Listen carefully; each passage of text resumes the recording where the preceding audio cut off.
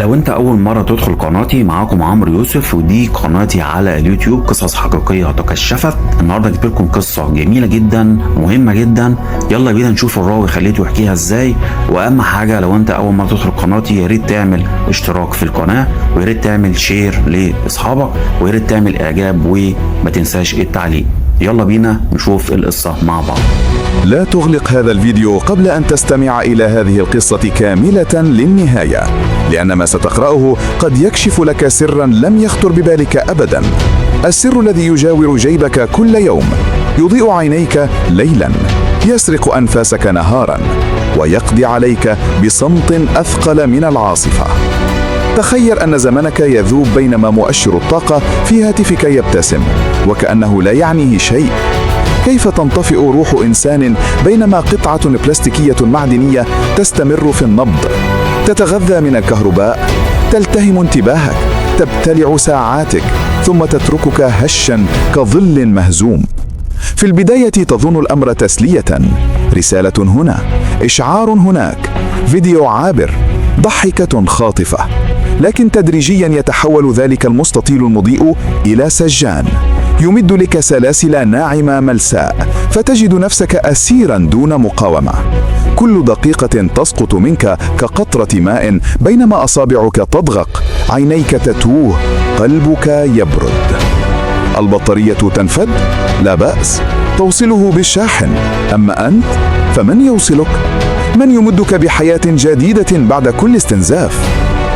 المدينة حولك تتحرك بسرعة، وجوه تعبر، أصوات تتداخل، والكل منشغل بشاشة صغيرة تحولت إلى محراب. يرفعون رؤوسهم قليلا ثم يعيدونها كأنهم لا يرون عالما خارج حدود الزجاج. وتكتشف الحقيقة المرعبة، أنت لا تفقد دقائق فقط، أنت تفقد عمرك شهيقا وراء زفير، خطوة تلو أخرى، حتى يصبح جسدك مثل البطارية القديمة، ممتلئا شكليا، فارغا جوهريا.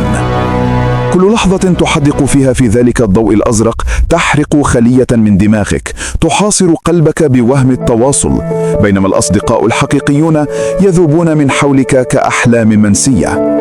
والكارثة أنك تظن نفسك على قيد النجاة بينما تسير نحو موت بطيء، موت لا يدون على الشاشات، موت بلا جنازة ولا بكاء، لأن الجميع غارق مثلك في نفس الدوامة.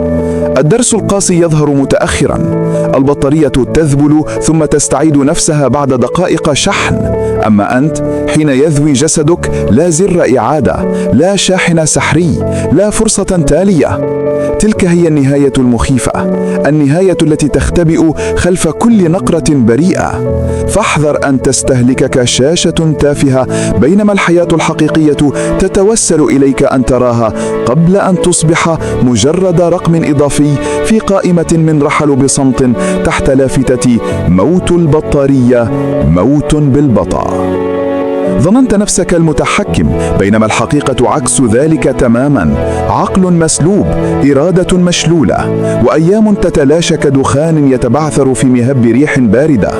تنظر حولك فلا ترى سوى أشباح مقطوعة عن الواقع، أجساد تتحرك ببطء كأنها عرائس خيوطها مربوطة بأسلاك غير مرئية. كل واحد منهم يسير داخل متاهة لا جدران لها، مفاتيحها مخفية ومخرجها مستحيل. فجأة يضربك سؤال جارح: متى آخر مرة شعرت بدفء حضن حقيقي؟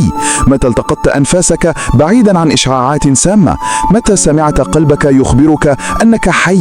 الأصوات اللقمية غطت على نبضك فحولتك إلى آلة تبحث عن تحديث جديد بدل أن تبحث عن معنى. تصبح الابتسامة مجرد رمز أصفر عابر، والدموع مجرد وجه باهت على شاشة جامدة. أما أنت فلا أحد يراك حقا، لا أحد يسمع انكسارك، لا أحد يلمس حزنك. تخسر إنسانيتك جزءا بعد جزء حتى يتبقى هيكل بلا روح، كأنه بطارية تستهلك حتى آخر قطرة طاقة ثم ترمى في سلة نفايات مهملة. لكن أخطر ما يحدث ليس الفقد الملموس، بل التعود على السجن حتى يصبح بيتا، التعود على السلاسل حتى تتحول زينة، التعود على الاستنزاف حتى يغدو طبيعيا. وهنا تكمن النهاية المخيفة. أن تنسى أنك مسجون أصلا، أن تعتقد أن حياتك تسير بينما هي تدفن ببطء شديد.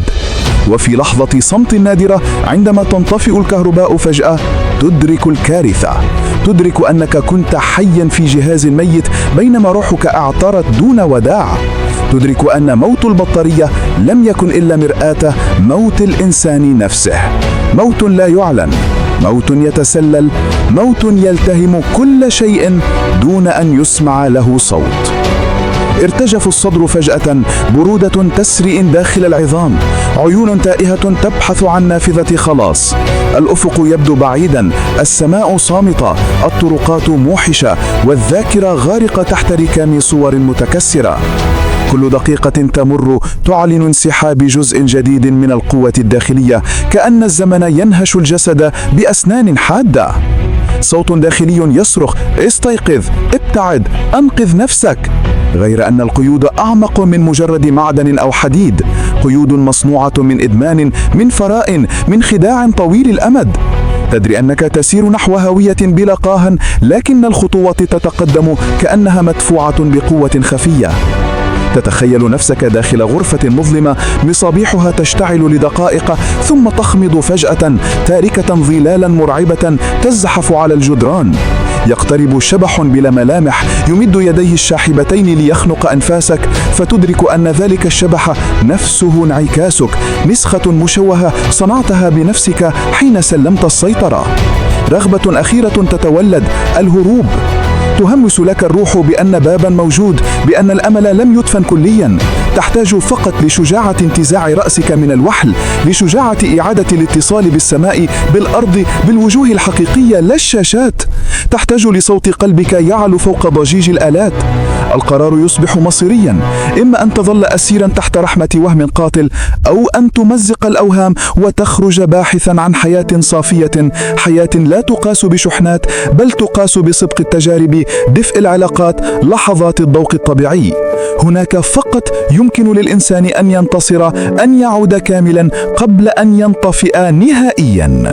خطواتك الآن على حافة مصير مجهول، عرق يتصبب فوق جبينك، أعصاب مشدودة كأنك تركض داخل سباق مع وقت لا يرحم.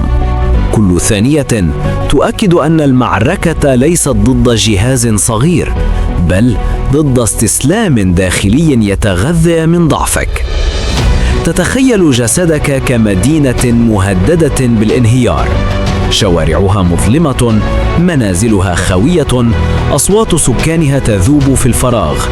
لكن في قلب الخراب يشتعل وميض صغير، شعلة باهتة تكافح كي لا تختفي. تلك الشعلة هي الإرادة التي ما زالت تقاوم، آخر جندي يقف شامخا أمام جيش جائع. تسأل نفسك: هل أترك النور يخمد أم أقاتل بكل ما تبقى داخلي؟ القرار يطرق رأسك مثل مطرقة ثقيلة، والجواب يخرج من أعماقك كصرخة مولود جديد: لن أهزم. عندها تنفجر القيود غير المرئية، تتساقط الجدران الوهمية، ويظهر طريق واسع مليء بألوان لم ترها من قبل. الهواء نقي، السماء صافية، الأرض نابضة بالحياة.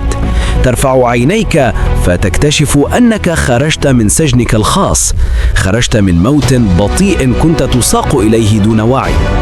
تدرك أخيرا أن النجاة لا تأتي من أسلاك أو أجهزة، بل من قلب يستعيد حريته، من عقل يستيقظ، من روح تقرر أن تحيا بجدية قبل فوات الأوان.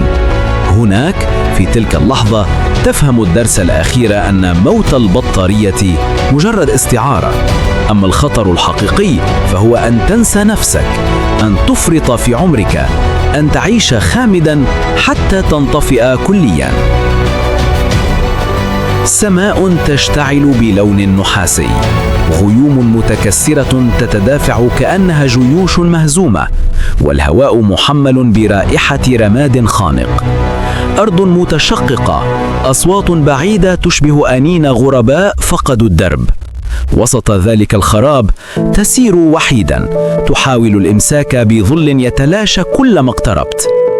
إشارات متقطعة تومض في فضاء داكن، كأنها نداءات استغاثة من كواكب بعيدة. تسمع دقات سريعة داخل رأسك، ليست دقات قلب مألوف، بل إيقاع طارئ يذكرك بأن النهاية قد تبتلعك في أي لحظة. ترى مرايا زجاجية مصطفة على جانبي الطريق، كل مرآة تكشف وجها مختلفا. واحد يضحك بلا روح، آخر يبكي بلا دموع، ثالث يصرخ بصمت لا يسمع. تدرك أن تلك الوجوه انعكاسات احتمالاتك الضائعة، طرق اخترتها ولم تكتمل، حيوات لم تعش. تزداد العتمة، ثم يظهر فجأة جدار ضخم تغطيه رموز غامضة، كأنها ألغاز قديمة من حضارة اندثرت. تقترب لتلمسه، فإذا بالرموز تتوهج وتتحول إلى كلمات لم تقرأ من قبل. اختر أن تحيا أو استعد للاندثار. عندها ينفجر داخلك صراع أخير، كأنك تقف أمام بابين، أحدهما يقود إلى هاوية مظلمة بلا رجعة، والآخر يفتح على عالم مجهولا لكنه مشرق. القرار لا يقبل تأجيلا، واللحظة الحاسمة وصلت. تندفع بخطوة جريئة نحو البوابة المضيئة، فينفجر الضوء كعاصفة نقية تغسل الغبار المتراكم فوق روحك. العيون تتسع، الرئتان تمتلئان بنسمات لم تختبرها منذ زمن، والجلد يرتجف تحت دفء حقيقي غير صناعي. فجأة يتلاشى الصمت المميت، ويحل مكانه صخب الطبيعة، زقزقة عصافير، خرير مياه، أوراق تتحرك برفق مع نسيم عليل. تشعر بأنك ولدت من جديد، جسدك لم يعد ثقيلا، أفكارك لم تعد أسيرة، خطواتك لم تعد مقيدة. تتذوق الطعم الحرية لأول مرة، وتكتشف أن الزمن لم يختفي، بل كان ينتظر اختيارك. تتقدم داخل ممر يحيطه أشجار عالية، أغصانها ممدودة كأذرع تحتضنك، وأرضها مغطاة بزهور نابضة بألوان لم ترها في أي شاشة. كل تفصيلة تبعث فيك يقينا أن الحياة الحقيقية أغنى من كل أوهام رقمية. في الأفق يلوح جبل شامخ، قمته مضاءة بأشعة شمس ذهبية، كأنها إشارة طريق تقودك نحو اكتمال المعنى. داخلك يعلو صوت واضح: الرحلة لم تنتهي، لكنها بدأت التو.